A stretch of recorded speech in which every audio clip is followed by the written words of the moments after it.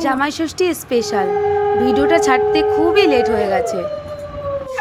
প্রথমেই চলছে আশীর্বাদ, কাকিমা দাদাকে আশীর্বাদ করছে, তারপর ওকে করছে।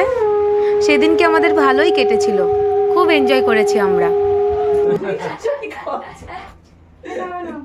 আশীর্বাদ শেষ হতে না হতেই এবার গিফট দেওয়ার পালা। এ বলছে তুই দে, ও বলছে তুই দে। আচ্ছা, সকালেই আমাদের কোর্সে ছিল কত রকমের মিষ্টি, লুচি, চানা মশলা, অনেক রকমের ফল আর চিড়ে মাখা। সকালবেলা তো কেটে গেল, এবার দুপুরবেলার পালা।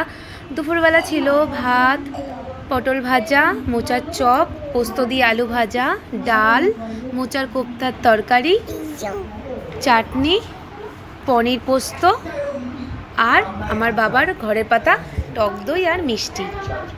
খুবই কম আয়োজন হয়েছে। আর এই যে আমার মায়ের ভগবানের ফটো।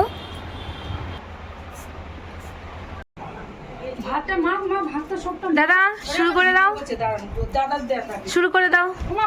প্রসাদ আজকে আমাদের খুবই সিম্পল।